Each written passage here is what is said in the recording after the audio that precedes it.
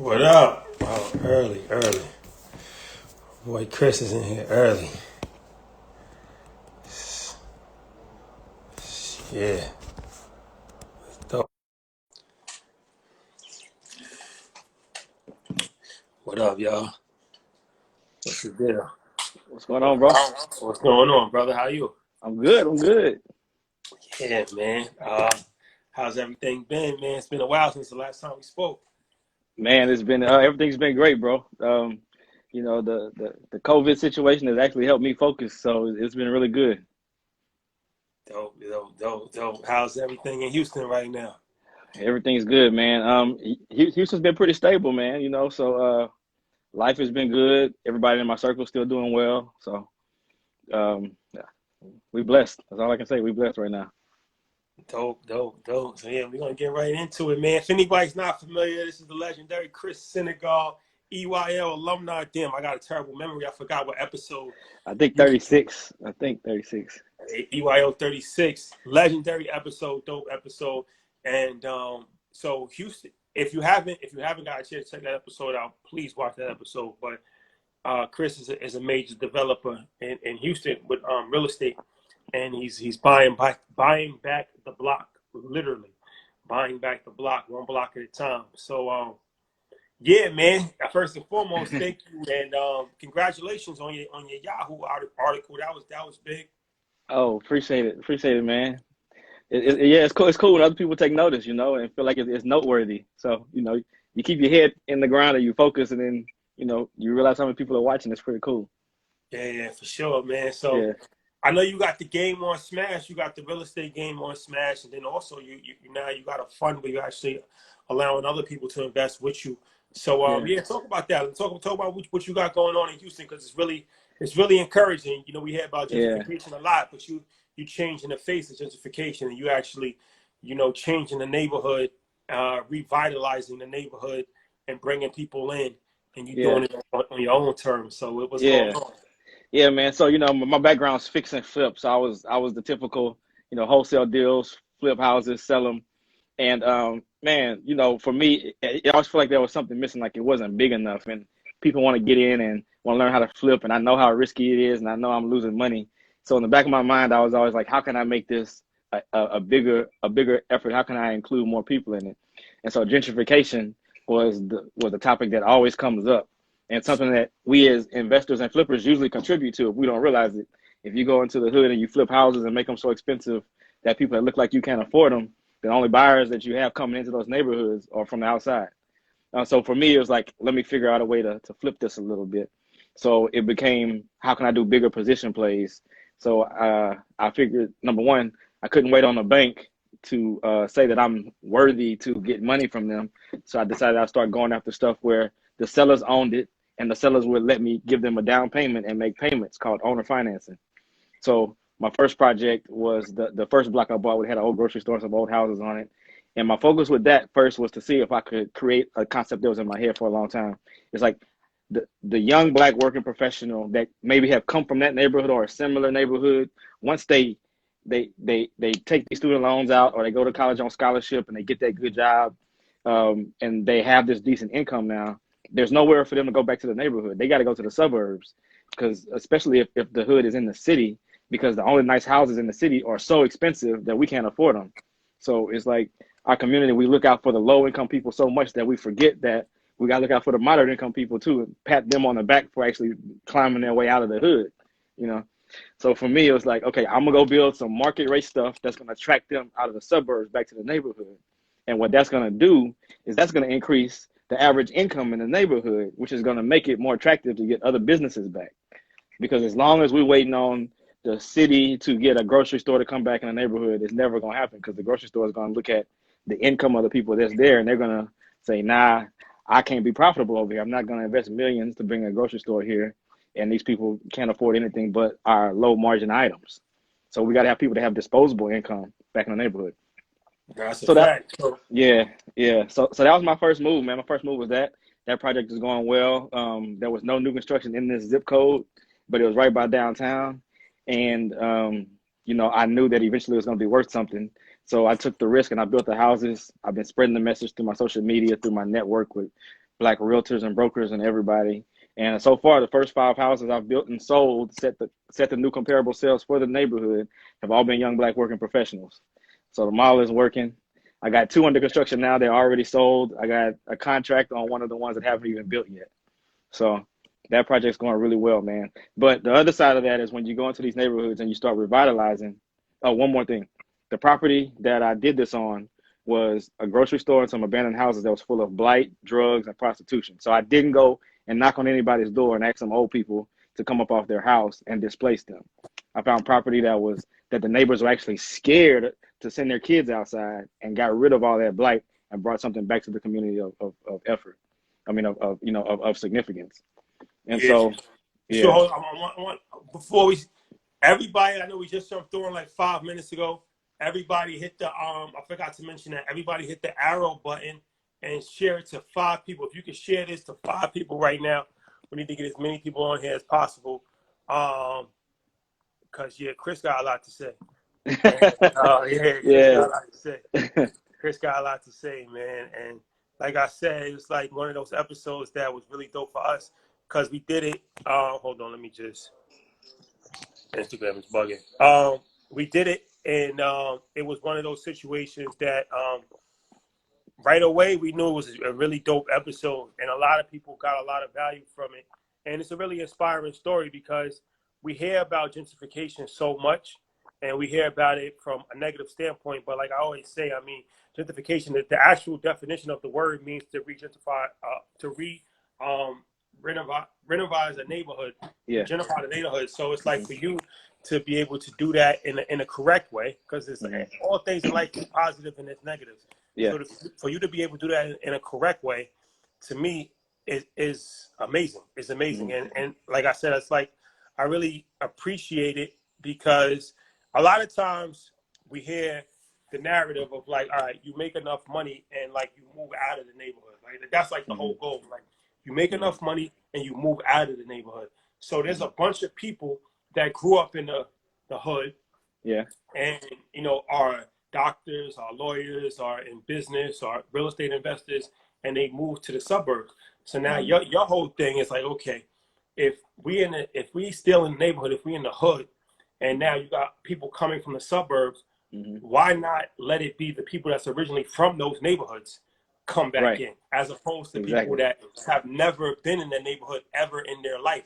Because it's like, even if you're from that neighborhood, your income has increased, but you still got family members in the neighborhood. You went to the public school system in that neighborhood. So it's in your vested interest to actually keep that community feel. It's a community feel. So you're not just coming in as I'm coming in and I don't care about the community because I don't have no attachment to it. You grew up in the community. You just did well for yourself and you moved out. But now it's like, instead of moving out, stay in the neighborhood. Stay in the neighborhood because the property values are going to go up. So instead of letting somebody else benefit from that, it's like we can actually benefit that from ourselves. And now everybody, the whole community benefits from it.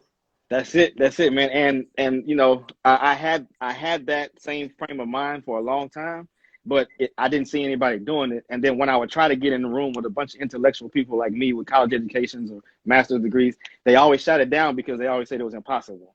And so I had to stop listening to them and just start taking action and just prove that the concept can work, and it is working.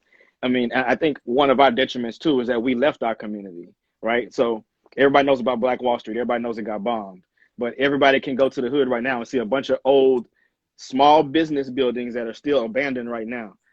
Because before 1967, before desegregation, we had our own business districts in every city. We couldn't go to the white insurance company, the white bank, the white lawyer, the white doctor, the white hospital, the white movie theater. We had our own everything. You know what I mean? And so that's the part that we forget. And everything has a life cycle, including a neighborhood. And so it's a lot of the position that you hear from people now is don't go back to the hood, don't disturb those people, you're going to displace them. But no, we have to go back, we have to revitalize it, we have to bring it back to life and bring it back to its greatness that it was back when we had to have our own neighborhoods. And so that's my whole focus. And it's crazy because I just had this conversation with somebody yesterday, and it's like, it's a lot going on in our country right now. A lot going on. I don't even gotta say everything that's going on. I don't even like to talk about it too much or look at the Mm-hmm. video because it's just Mm-hmm. it's really depressing. But Mm-hmm. it's like, so it's like, what's the solution, right? So Mm-hmm. some people's like, the solution is political action. And I'm like, yeah, that sounds good, but the Civil Rights Bill was passed 60 years ago. Mm-hmm. And we're still facing the same problems that we're facing now. It's like Mm-hmm. you can't expect people, ultimately, the people that you're fighting to pass these bills Mm-hmm. don't look like you. Right. So it's not going to help. So what I said is that realistically, we have a better chance at like actually recreating Black Wall Street, putting wealth in our own communities and building up our own communities. So then they came back with like, well, what are you going to do? Like move to Africa and segregate yourself? I'm like, America's already segregated. It's already segregated. Black people, for the most part, live in Black neighborhoods already. Like the school system now is the same as far as segregation is concerned that it was 60 years ago before the bill came out that desegregated the school system. Just the reason being is that most Black people live in Black neighborhoods. So it's already segregated now. It's not like you don't have to go to Montana and get a ranch and do this. Right. Like most Black people live in Black neighborhoods, and that's for a variety of different reasons. So it's like it's easier to change that situation than it is to try to change politicians and the Supreme Court and all of that. Yeah, and I agree. So it's like a 2 or 3 step process too, because number one, we gotta bring the money back to our communities. We all talk about that, but this is how you actually do that. You know, you bring the rooftops of the high incomes back, you bring the businesses back, and then when you have enough money in your community, because all these entrepreneurs have started all these businesses, then we can get into politics the way we should be getting into politics, which is lobbying. Protesting is cool, but we are not in the pockets of the politicians or the lawmakers making the decisions. We don't even touch that game, and that's the real game. If we want to be able to have any power, we need to be the ones behind these campaigns. We need to be the ones where the mayor, the governor is scared to do anything against our community because he knows he won't get reelected. Right now, we don't play that game at all. And so the types of politics that we play, you're right, it's futile. They do enough to pacify us basically, and it's back to business as usual. And that's what everybody was mad when what's the guy's name that's running for president? Joe Biden. When Joe Biden said, like, if you don't vote for me, you're not Black. But pretty much what he's saying is the reality. It's like you said, we think our political power is protesting. Right. That's our political power. Lobbying is so if you protesting is pretty much asking somebody for something. Right. Can you please do this for me? Please. I beg you, please. So when you constantly beg somebody for something, they look at it like, you either got me or Trump. You better vote for me. You have no option. Right. That's it. And I respect the fact that he even said that. Because it's like, what you gonna do? You vote for Trump or you vote for me. That's it. Right. So you said lobbying is the real political play. Right. Lobbying is when you are, I got $100 million. Whoever wants to have this money better do what I do. Better do it. That's why Jewish people, they're not Republicans or Democrats. They both. And both the Republicans and the Democrats will never say anything bad about Israel ever. Right. Because money. Because money. Because it's not because of protesting, it's because of money. You're exactly right. And people know that the general white population that is of the racist segment, the prejudiced segment, hate the Jews just as much as they hate us. But they figured out, let's get this money. Let's stay together. Who cares if they don't like us? Let's get together. Let's get this money, and let's put our money in positions to make the decisions, or to control the people that make the decisions. And that's what we're lacking. And people don't know this. You can go on YouTube and just look at, I've been to the mountaintop. That was Martin Luther King's last speech. Within the last 48 hours of his life, his message changed from civil rights and inclusion to economic empowerment. 12 hours after his second speech, he was assassinated. Literally, when he went to Memphis, that was his second speech about economic empowerment. It was about boycotting financially, putting our money together. He was dead in 12 hours. So, I mean, and that's the things that we don't really pay attention to. They sweep that up. They want us to remember, I have a dream. Yeah.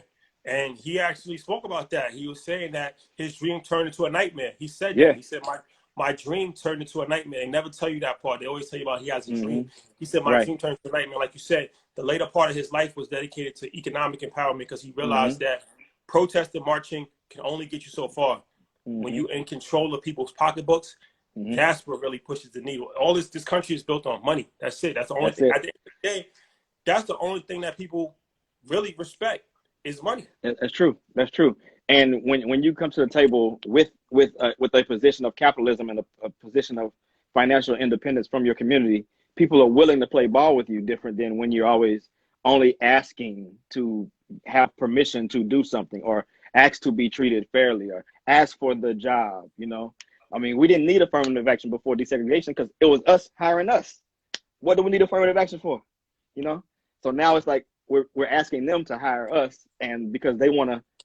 It's like when you go in the jungle, you may see you may catch a lion hanging out with a tiger once for some strange reason, but they all stick together. There's no prejudice.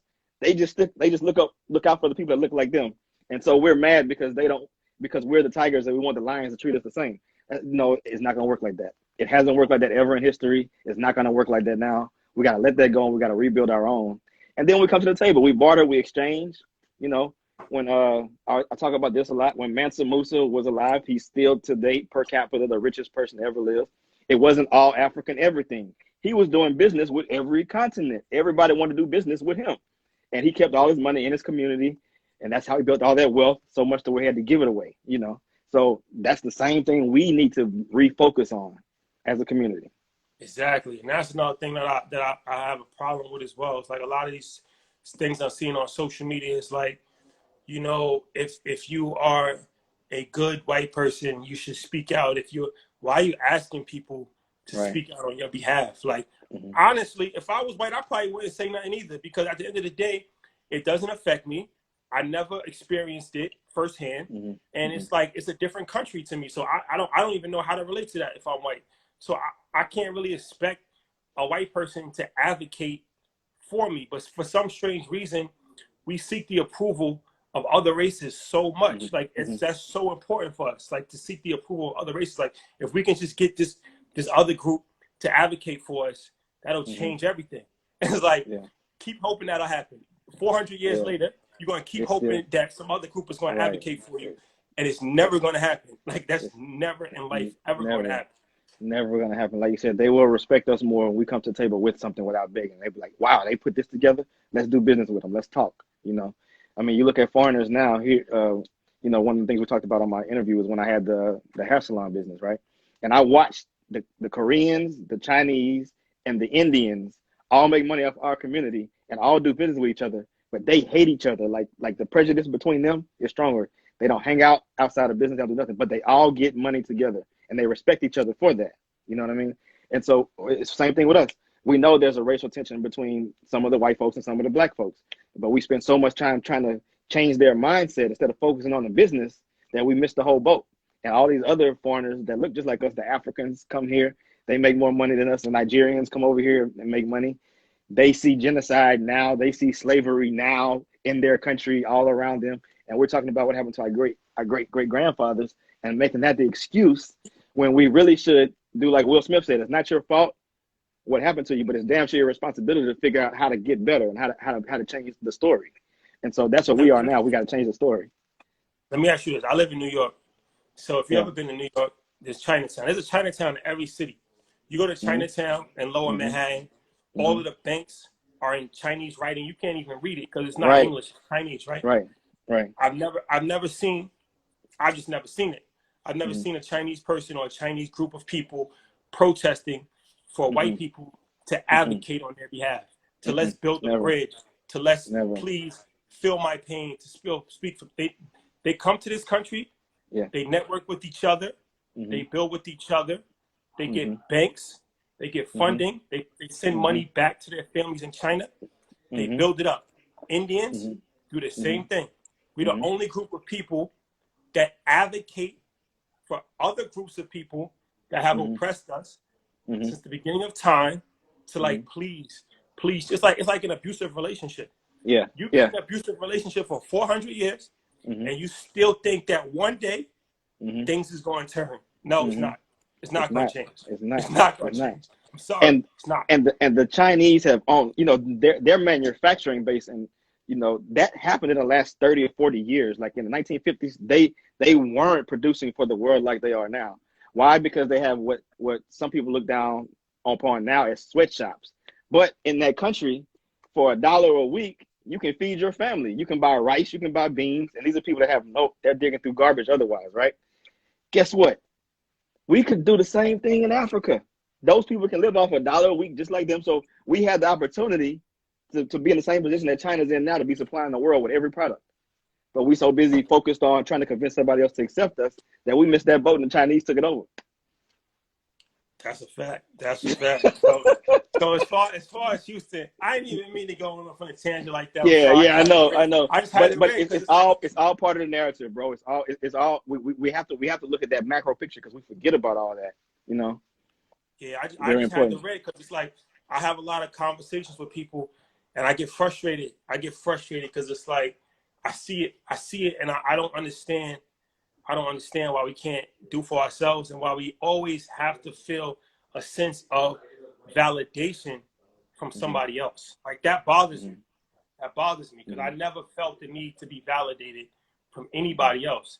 And I don't understand why the greater majority of people can't think like that, why we still look for other people to change things for us and to validate us and to give us jobs, to give us land.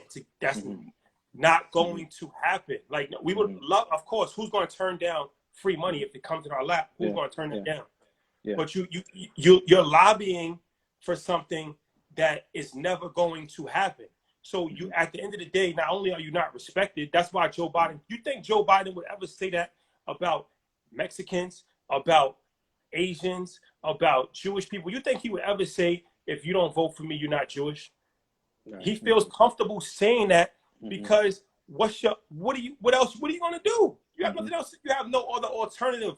You've been back in the corner where it's like you've been begging one party for something for so long that they feel comfortable talking to you like that. Like I said, it's like an abusive relationship. Yeah, I agree 100%, man. So that brings us to the point to where let's talk about H-Town. Houston is a vibe, man. We gotta get back to Houston. So like I said, I mean, so you're interesting. You have a corporate background, and you started buying real estate, and you brought back a whole block in Fifth Ward, right? Right. Yeah. Shout out to Scarface. Yeah. Shout out to Prince, everybody. Yeah. We got a crazy Jay Prince story. That Jay Prince story. Shout out to Jay Prince for sure. Yeah. So yeah, but now, like I said, I mean, you got the equity crowdfunding campaign. So can you talk about that? Yeah. So when I found out that Barack Obama had implemented crowdfunding for everybody, before it had a fancy word, it's called syndication. So a bunch of rich people could get together, pool their money, and invest in big real estate projects, like buy apartment complexes, buy malls, buy office buildings. But you had to be a millionaire. You had to be worth over $1 million on paper or make over $200,000 for the past 2 years. Well, Barack implemented something through the Jobs Act where anybody and everybody can invest up to $10,000.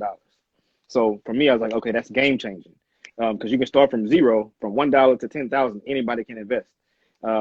And I was looking at doing it for my new construction project, but it just didn't feel right because I didn't want to take the risk of putting people's money in something where I didn't know when they were going to sell, what the appraiser was going to tell me they were really worth. So I told myself I'm going to wait until I find the right project. And so in the same neighborhood, a few blocks away, I was presented with the opportunity to buy a portfolio of rental properties from a landlord. And this landlord had tenants. Some of them had been there 20 years, mostly single Black women or older men. One guy's in his 90s on dialysis. And they were just tired landlords. They were ready to retire. The kids didn't want to take over the business because they saw how much work it was to manage rental properties.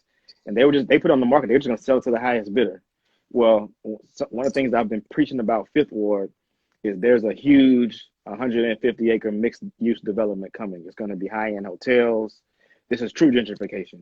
Like, it's on the water, it's right by downtown.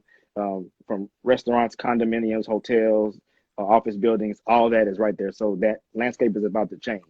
So if it's about to be gentrified anyway, if we don't step in, we have no control over any of the decisions about what happens to that neighborhood or what happens to those people. So this is our way to be able to go in and try to control some of the narrative, even if we can't control all of it. So my goal was to catch those landlords and buy that property from them before they just sell it to the highest bidder.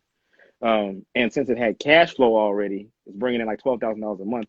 I was like, this is the perfect play for a crowd fund, right?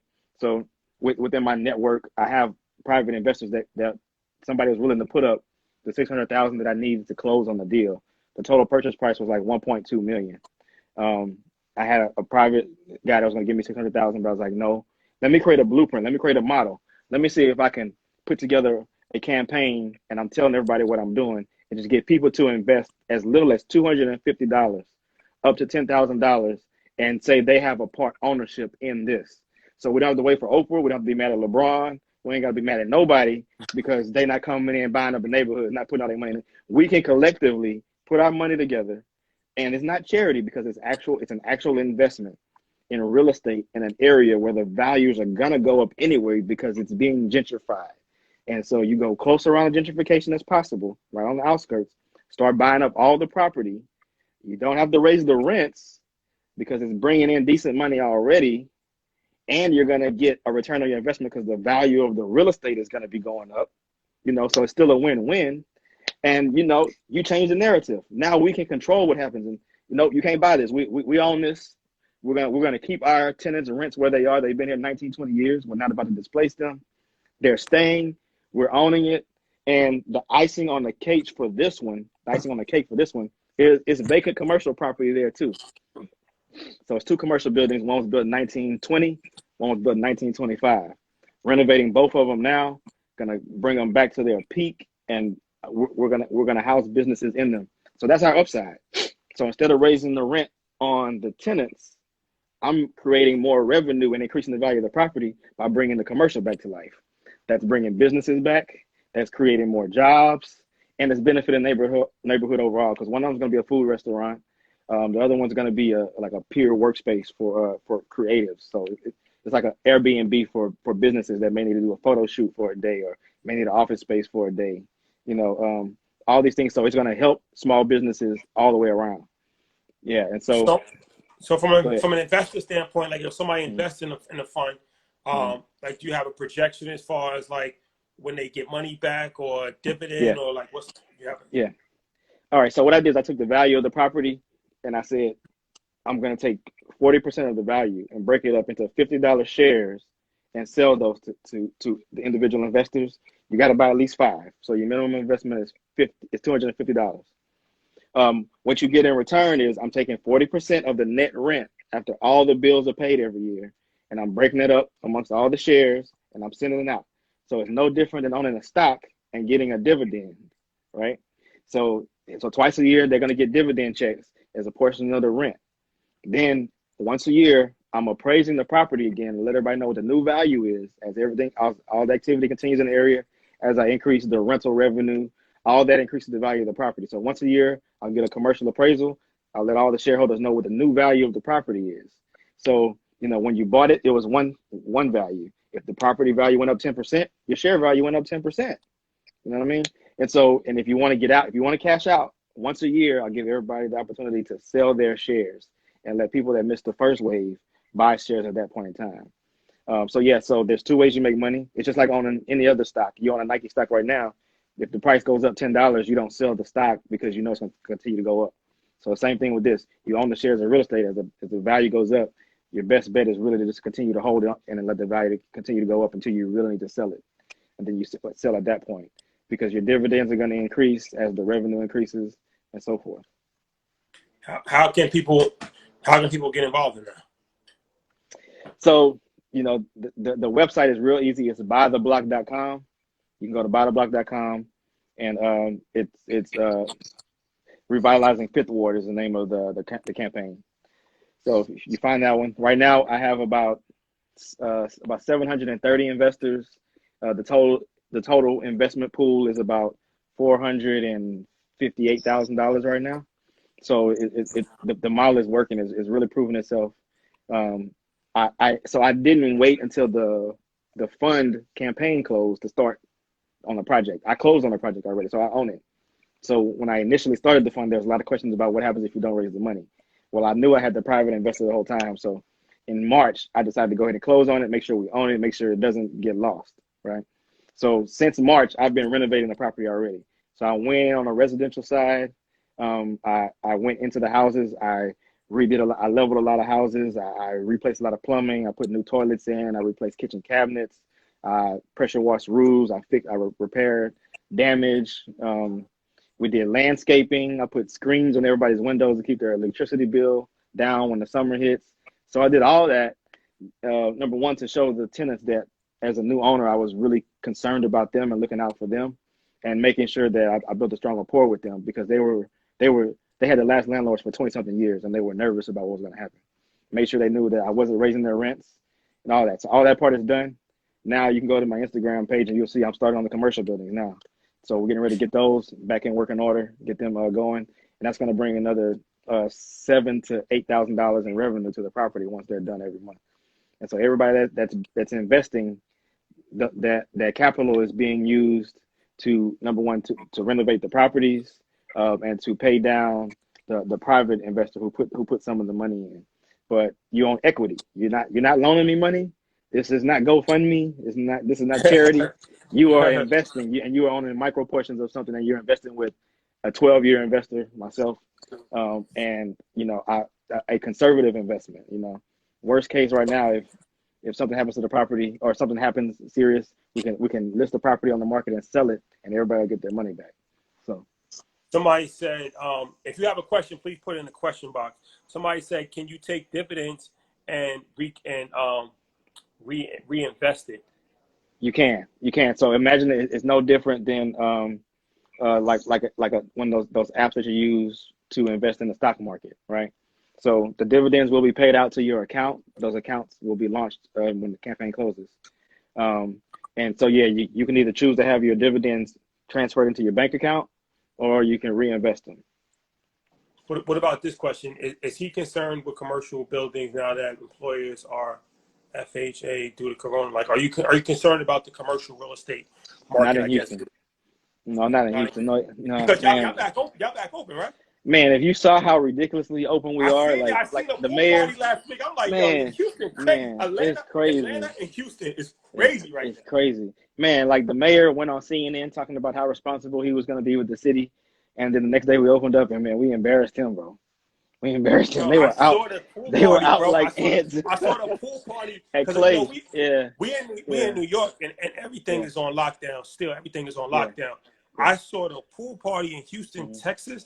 I said, what the? They act like they never even heard of Corona.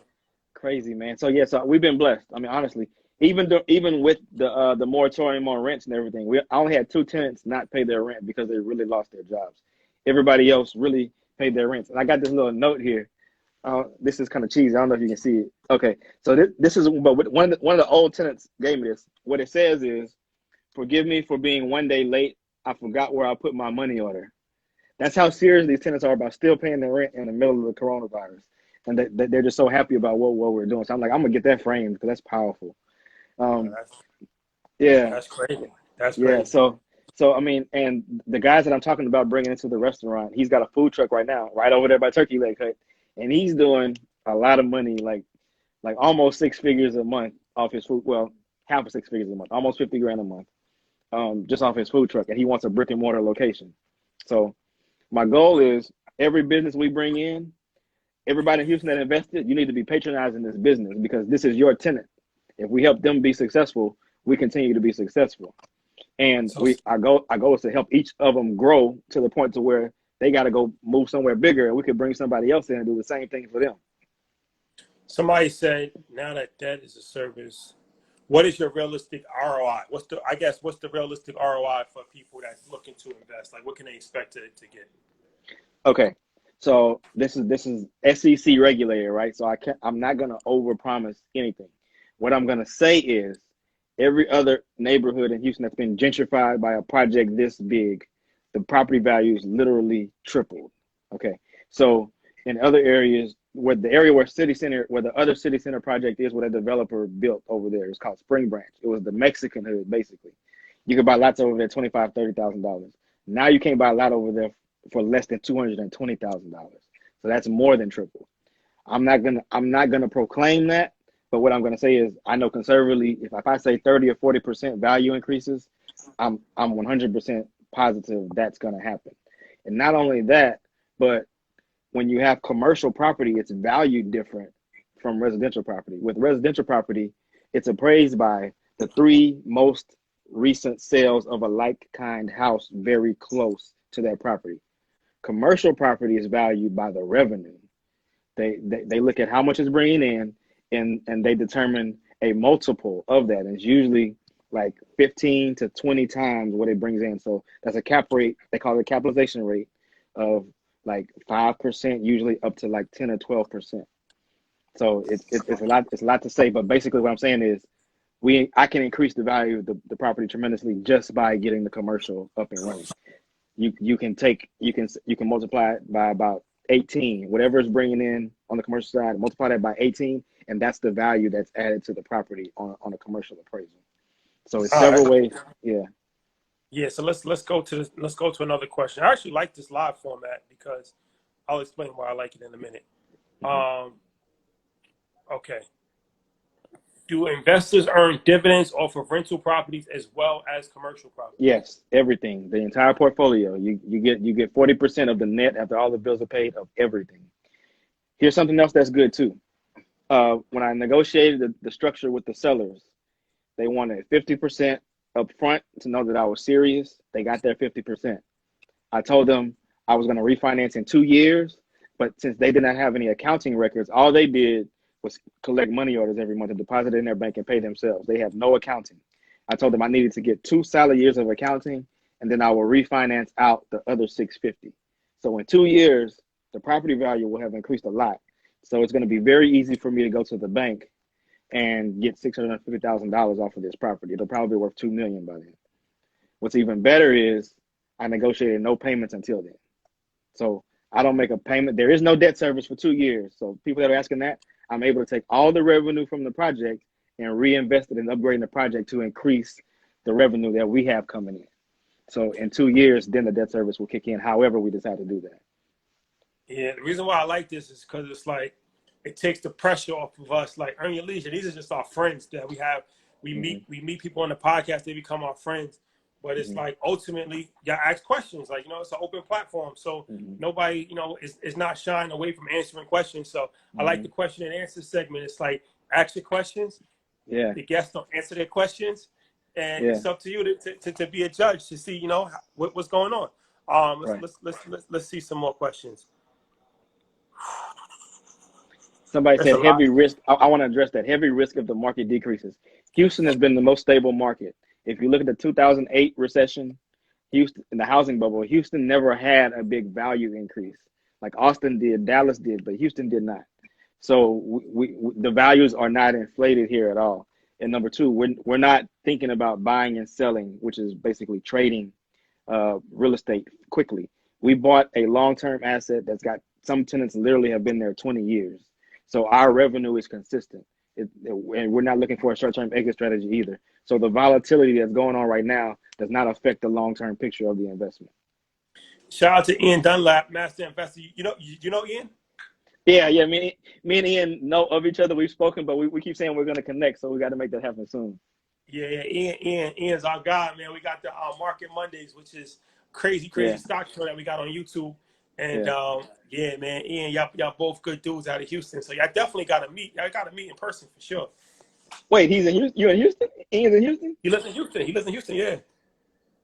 Bro, I did not know that. That's crazy. yeah. We gotta make that happen for sure, man. Yeah. All right, let's go. Oh, so all right, what's the minimum investment that you can invest in? $250. Yeah, what people spend on a cheap bottle in the club, what you spend on some J's, you can invest in an asset that's going to appreciate. You can say you protect the neighborhood, and you can drive by it every day, and say I own a piece of that. So it's powerful. And how long? So all right, how long is the equity crowdfunding campaign in place? So I got a week left. I started it in November. We got 7 days left on the campaign to get in. So So like next yeah, next Thursday, it's over. yeah, next Thursday, June 4th. June 4th is the last day to get in. So if you miss out now, you'd have to wait a year and try to get in next year. If people sell, I don't know how many people are going to want to sell their shares. Everybody may want to stay in, so it may not be an opportunity. Okay. Dope. Dope. Hold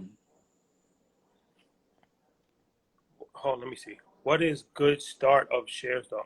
I'm assuming he's saying like, what is a good amount of shares to start with? I guess that depends on everybody's financial situation, right? Yeah, that depends on everybody's financials, man. How much income can you comfortably put into an investment that's going to be long term? It's not a get rich quick scheme. It's a solid long term investment. I had somebody commenting on my page yesterday about my dividends. So off of 250, you'll make about. I'm gonna be realistic, guys. You're not gonna get rich. You're gonna make about $7 off of 250. But dividends are just the icing on the cake. If you buy Nike stock and if you buy $250 worth of Nike stock, you're gonna get about $3 in dividends, right? So this you're doubling that. The value appreciation is built in because of everything that's going on in the area, and it's just like really owning a really good stock that's secured by real estate because even in the stock market, a company can file for bankruptcy and then there's absolutely nothing left, right? There's nothing left. There's no way for you to recoup any of that what you invested in that share. With this, it's backed by a hard asset. It's backed by real estate. So if anything happens, we sell the real estate and we recoup a good portion of the investment, if not all the investment. You know, so it's all about diversification for me. Is really what it is. Yeah, it's not a stock. Somebody asked, what stock is it? It's not a stock. It's an equity crowdfunding campaign that Yeah, he has buytheblock.com where you actually buy yeah, pieces of real estate. yeah. So somebody says, can we buy additional shares if we started off low? If you've already invested, yes, you can buy more up until next week until you hit that $10,000 threshold. Dope, dope. Let me see Yeah. some more questions. Uh, Somebody asked you, about the target raise. So the target raise, there really isn't a target because I've already closed on the property and I'm already started the renovations. But the more I raise, the less debt that I owe to the sellers, and that's more people that actually own a part of it. So that's really the trade-off. For right now, when it closes next week, I'm happy with whatever we've done. It's already raised almost $500,000. I'm proud to say I put this thing together and people believed in it. We're creating a blueprint for what can happen in other cities. And just so let me looking forward to paying dividends and stuff. let's ask this question because this is the big one, elephant in the Yeah, room. What yeah. are the management fees? There are no management fees. So if for people that don't understand what a management fee is, a management fee is when you invest in the fund, the decision makers charge the fund money to decide where to place the money. So and even if with your 401k with your job, there's a management fee built into there. You may not know it. It may be like 1%. You know this, Rashad, as a financial advisor. So, but whether the fund makes money or loses money, those people that manage those funds, they take their cut, whether you make money or lose money. With this, there is no management fee. The only fee that's involved in there is the actual property management fee, which is actually got to be paid anyway, right? So there's no additional fee on top of that for me just to say, oh, I want to take a cut of the revenue coming in. No, I'm an investor in this just like everybody else is. I wanted to make money. There's no need for me to take a management fee from it. I make money by making sound decisions and my portion of the investment doing well as well. No, that's dope. That's dope. That's Mhm. dope. Somebody said something about Canada. Shout out to Canada. We just did an Mhm. interview with somebody from Montreal. Shout out to Canada. Mhm. Canada is our second biggest market Mhm. outside of the United States. Toronto. I Yeah, love Toronto. It's one of my favorite cities in the entire world. So yeah, shout out to everybody in Toronto. Shout out to everybody in yeah. Montreal. Shout out to everybody in Vancouver. So our Canadian international investors, welcome. Yes, they are. I have about 15 Canadian investors right now. Definitely welcome. And I have probably I think I've invested from about 13 different countries right now. So yeah, everybody is welcome. If you have any problem trying to go through the process, we can have the tech team reach out to you personally, and we can make sure that we get you registered. Dope, dope, dope. Um, man, there's a lot of questions here. um, can we invest from out of state? That's yes, right? Yes, yes, definitely out of state. Yes. Best area to buy a house in Houston. I'm assuming it's the Fifth Ward. That's where you're investing in, right? I mean, yeah, I like Fifth Ward so much because there's other markets that are stable, but you want to buy where there's something that's significantly going to increase the property value. You know, it's cool to buy in the suburbs. Like, so like my new construction houses, I'm selling them for 280, right now. I want to make sure we can afford them because people can go in the suburbs right now and buy a house for 280, and the value is going to increase about 3 to 5% a year. That's cool, nothing wrong with that. But right here, these property values, like I said, is most likely they're going to go up 30, 40%. They might even double over the next 5 years because you're right by the heart of the gentrification. And it's also important for us to be in these neighborhoods to create this household wealth. Rashad, when y'all came, y'all stayed in Third Ward, right? And y'all Third Ward. and you heard Third Ward was the hood, and you were asking questions. Well, the part y'all were in wasn't really the hood. Y'all were like in the middle. But there's a really affluent area close to the medical center, and there's still a pretty poor area of Third Ward, which is the hood. But one investor started flipping houses over there recently, and one of my boys went to the open house just to be nosy, and he was shocked because 90% of the foot traffic at this open house in the part that was still hood was white people, right? And so he was like, man, I wouldn't even live here. Like, what makes them interested in this area? So he stayed there for a couple hours, and then towards the end, the curiosity got the best of him. So he stopped this lady that was by herself, and he was like, man, I'm curious, just what brings you to this neighborhood? What makes you interested in this house? She was like, oh, I bought my house in the Heights, which is another gentrified neighborhood. I bought my house in the Heights 18 years ago when the neighborhood still looked like this. My home value has gone up $280,000. So I'm about to sell that house and take my equity and pay cash for a house over here and do the same thing. And he was like, man, that blew my mind. And I'm like, but they think like that, bro. They think like that. When we're calling the hood, they're walking their dogs because they know to get in early in the gentrifying areas and get the value play and increase their household net worth. Meanwhile, we're buying where it's safe in the suburbs and getting 3 to 5% value appreciation every year, which is barely breaking even with inflation. That's crazy. I'll tell you a story about something. We had none of us had ever been to Houston ever in life. Nobody. Yeah. So we went to Houston. We went to Houston last summer for our networking event, and we stayed in the Third Ward. We Airbnb. It was a dope house, like 5-bedroom house. It was crazy. So when we got there, before we got there, one of my friends that live in Houston, they was like, "That's the hood. Third Ward's the hood." I'm like, "All right, it don't look like the hood to me." And then you told us, you was like, "Yeah, Third Ward gets a little crazy out in Third Ward." So I'm like, I don't really see the hood. Like I don't really see it. So I'm like, you know what? We staying. It looked nice to me. So I'm like, I was bored one Sunday. I'm just like, let me just take a walk. I took a walk. I walked around the whole neighborhood for like a half an hour, and then after I saw you was driving, you was driving the BMW. You got the 6 Series clean, clean out there, man. You was around there clean out there, like so I'm just walking around the neighborhood. So all my friends panic because I leave my cell phone in the house. So they calling, like they calling my cell phone, like, did he get kidnapped? Like he got kidnapped? Like he's in like yo, I just took a stroll around the neighborhood. But I say that to say it's like a lot of these neighborhoods that we think are like war zones, they're really not that bad, and it's not that hard to flip it. Like it only takes a few houses to actually flip a neighborhood from being a bad neighborhood to being a good neighborhood. Yeah, and you know the number one rebuttal you always get is, well, the school district isn't good yet. Well, the good thing about Houston is there are so many high-performing charter schools out here that it's not even a factor.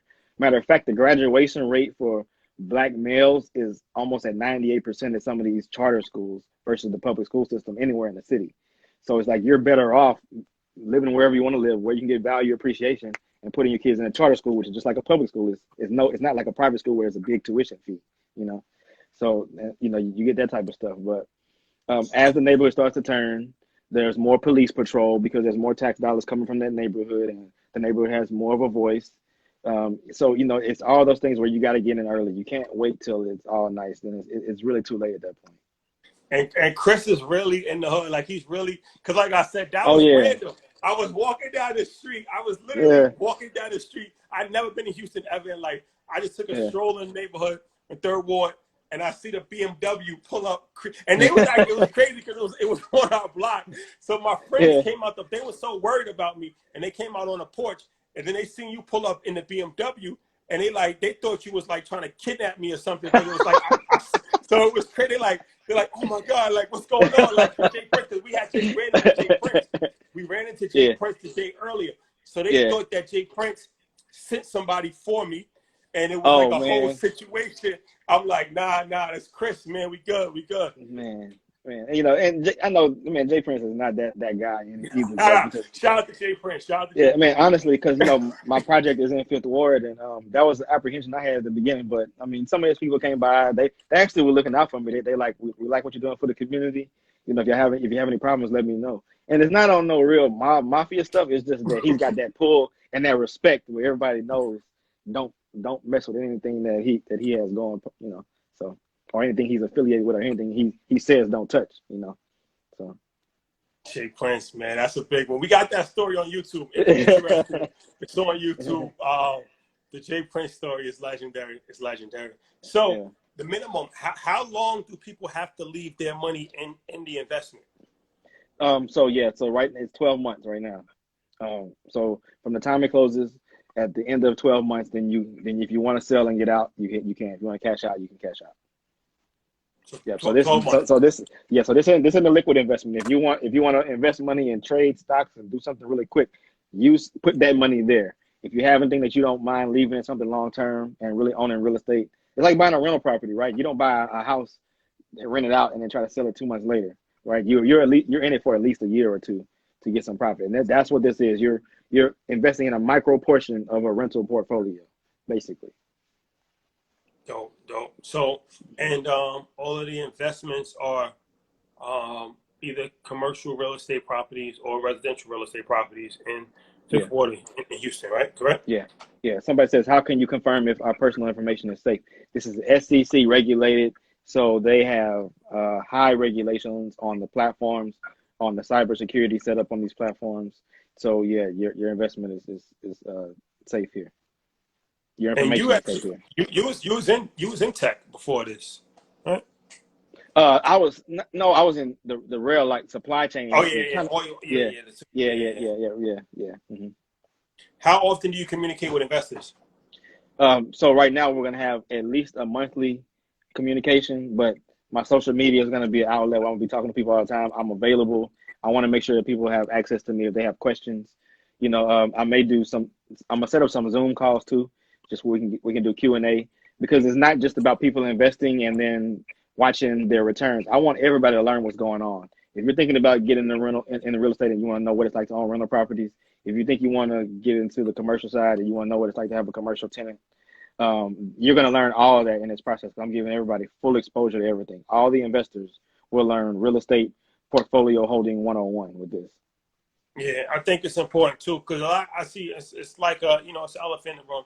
Everybody keeps asking the difference between Jay Morrison. We don't have to. I don't think you have to explain the difference between Jay Morrison and your fund. It's like you can't really explain the difference. You have your fund. Jay Morrison has his fund. It's like we don't ask the difference. We don't ask Fidelity the difference between Fidelity funds and Oppenheimer funds, right? Fidelity just has a platform, but we don't ask Fidelity what's the difference between Fidelity and TD Ameritrade. We just either you want to invest with Fidelity or you want to or you can do both. Exactly. It's like we're not really here to throw anybody under the bus. We're not here to criticize anybody. I don't like. You know what I'm saying, it's like everybody has different structures within their fund. Earn Your Leisure is not a platform that is here to pin one person versus another person. Right. It's not East Coast, West Coast. Like, you know what I'm saying, it's like we just give a platform. People can explain their platform. And then if you're interested, you can invest. If not, then you don't have to. That's it. Yeah, and me and Jay, we actually did a live together on the Black Wall Street page. You know, I interviewed him. Our approaches are different, but it's the same end goal to do something great for the community. You know, and you know, like you said, nobody can dictate what's going to happen in the future. You know, a lot of people think a lot of investments don't seem straight, and then they take off. Everybody thought Elon Musk was crazy with Tesla when he almost filed for bankruptcy, and now he's got one of the most high performing stocks. So, you know, it is what it is. No, I respect that.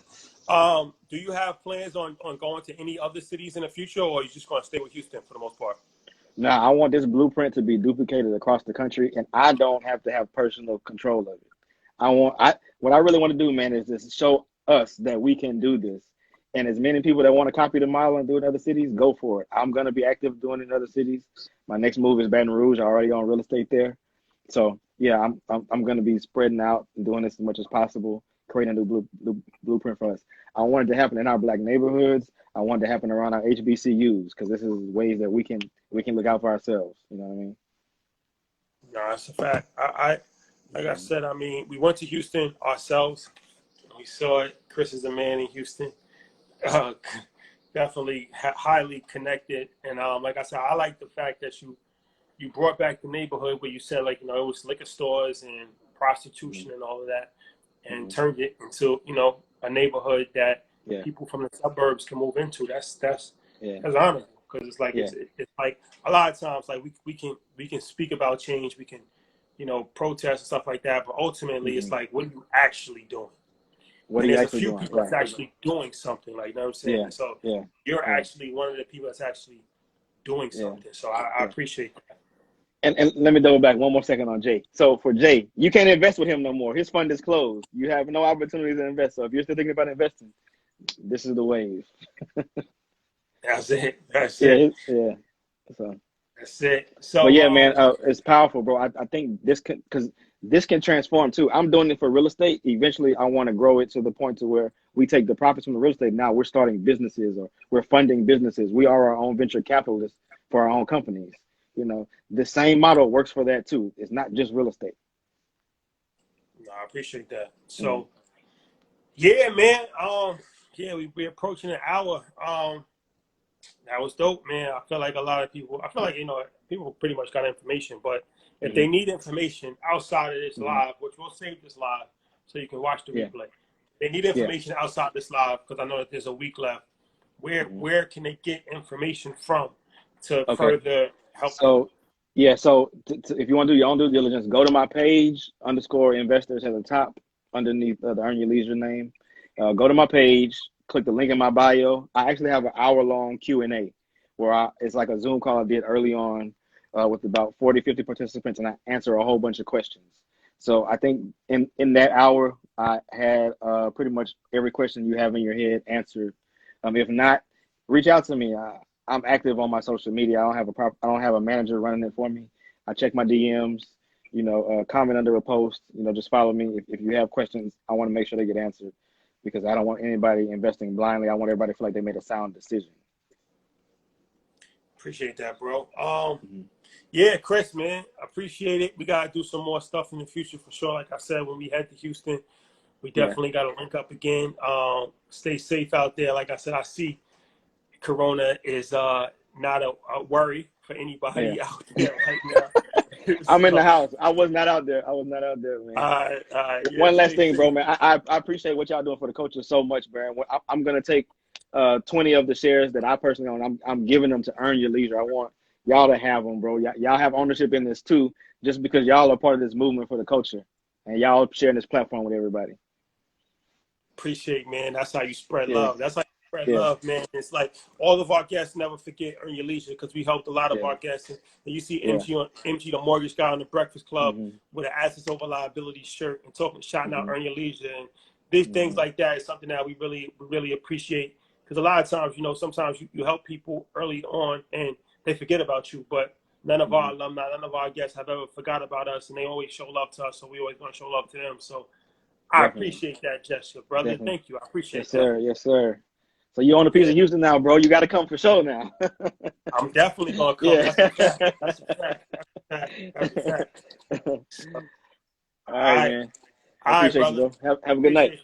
You too, brother. All right. Yeah. Shout out to my man, Chris. Good guy right there. So if you're interested, buytheblock.com is where you go.